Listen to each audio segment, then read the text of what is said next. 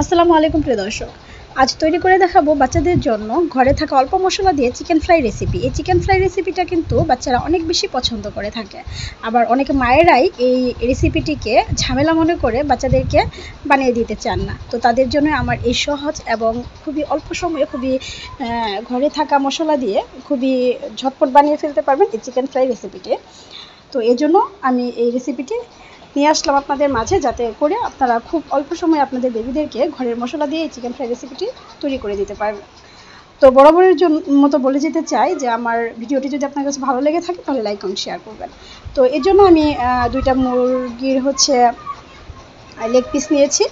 দুইটাই আমি leg piece নিয়েছি। এখানে আমি একটা ছোট সাইজের একটা টুকরা লেবু দিয়ে দিচ্ছি। মুরগির গন্ধ থাকে, এটা দূর করার জন্য, কিছুটা গন্ধটা চলে যাবে, এর জন্য আমি লেবুর রস দিয়ে দিলাম।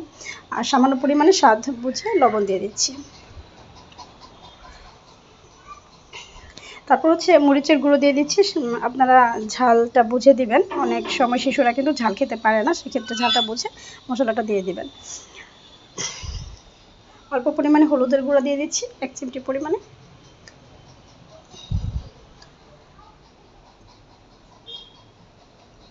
সবই ঘরে থাকা উপকরণ। তারপর এখানে আমি জিরা বাটা দিয়ে দিচ্ছি। তারপর আদা বাটা, সামান্য পরিমাণে আদা বাটা দিয়ে দিচ্ছি। তারপর গরম মশলা আমি বেটে দিয়ে দিচ্ছি। আপনারা গরম মশলার গুঁড়া যদি থাকে সেটা দিতে পারেন। আর জিরার অনেকে ব্লেন্ড করে গুঁড়া করে রাখেন, শুকনো গুঁড়াটাও দিতে পারেন। আমি সবগুলো বাটা মশলা ইউজ করেছি। তো আমার বেবিদেরকে আমি এভাবে করে রান্না করে দিয়ে থাকি। ঘরে থাকার সেই সামান্য উপকরণে আমি এই চিকেন ফ্রাইটা কিন্তু খুব সুন্দরভাবে বানিয়ে নেব। আপনারাও কিন্তু ঘরে থাকা অল্প মশলা দিয়ে খুব সহজে আপনার বেবিকে এটি বানিয়ে দিতে পারেন। আপনার বেবি কিন্তু খুব রুচি সহকারে খাবে। এটি বাচ্চারা খুবই বেশি পছন্দ করে। তো আমি খুব ভালোভাবে এটিকে মাখিয়ে নিচ্ছি, একদম মশলাটা ভিতরে যাতে ঢুকে যায়, এভাবে করে সুন্দর করে মাখিয়ে এটিকে আমি 10 মিনিটের জন্য রেস্টে রেখে দেব।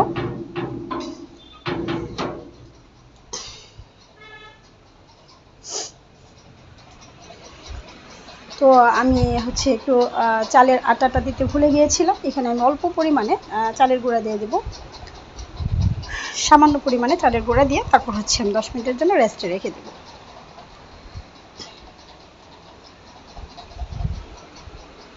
তারপর চালের গুঁড়া দিয়ে আমি খুব ভালোভাবে মাখিয়ে নিচ্ছি। মেখে এটাকে সব কিছু একসাথে দিয়ে মেখে তারপর এটাকে 10 মিনিটের জন্য আমরা রেস্টে রেখে দেব। খুব ভালোভাবে কিন্তু ম্যারিনেটটা করে নিতে হবে, যাতে মশলাটা ভিতরে ঢুকে যায়। আর আমি কিন্তু লেগ পিসটা মাঝখানে কেটে কেটে দিয়েছি, সেটা কিন্তু আমি স্কিপ করেছি। আপনারা মাঝখান থেকে কেটে কেটে দিবেন যাতে মশলাটা ভিতরে ঢুকে। তারপর চুলায় একটা কড়াই বসিয়ে নিয়েছি। এখানে আমি সরিষার তেল ইউজ করি আমরা, এর জন্য আমি এখানে পর্যাপ্ত পরিমাণে সরিষার তেল দিয়ে নিচ্ছি। আপনারা চাইলে ডুবো তেলেও ভাজতে পারেন, আবার কেউ যেমন পরিমাণ দিয়ে ভাজতে চান ভাজতে পারেন। আমি এই পরিমাণে অয়েল দিয়ে দিয়েছি। আমি কিন্তু ডুবো তেলে ভাজছি না, একদম ঘরোয়াভাবে যেভাবে বানানো যায় আমি সেভাবেই করছি।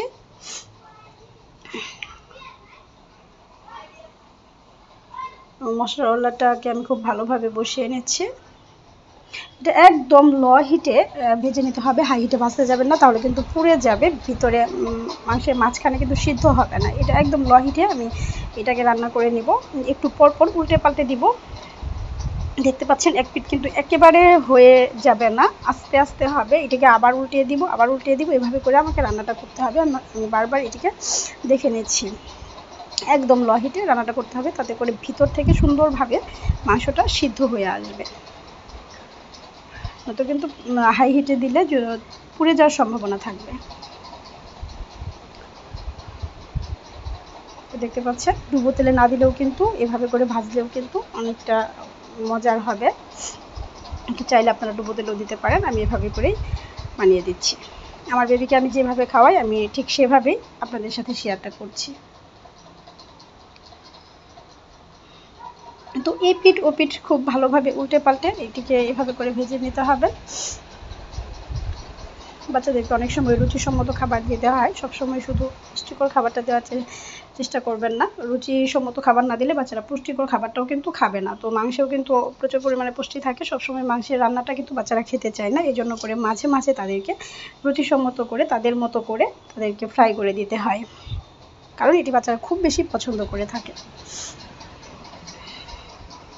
তো দেখতে পাচ্ছেন আমি বারবার কিন্তু এটিকে উল্টে পাল্টে খুব ভালোভাবে এটিকে ভেজে নিচ্ছি।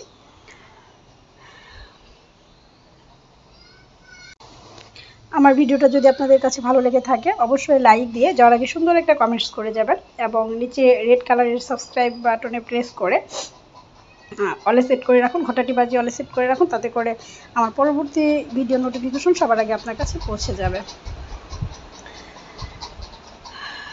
তো কমেন্ট করে অবশ্যই জানাবেন ভিডিওটি কেমন হয়েছে। এই দেখুন তৈরি হয়ে গিয়েছে, আমার বেবিকে খাওয়ানোর জন্য একদম প্রস্তুত হয়ে গিয়েছে খাবারটি। অনেক সুন্দর একটি কালার চলে এসছে, এটি দেখে কিন্তু আপনার বেবি অবশ্যই খেতে চাইবে।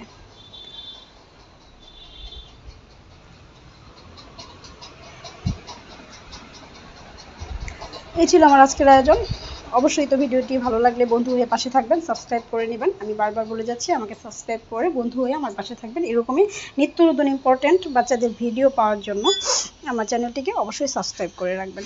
তো ভালো থাকবেন সবাই, দেখা হবে অন্য ভিডিওতে। আল্লাহ হাফেজ।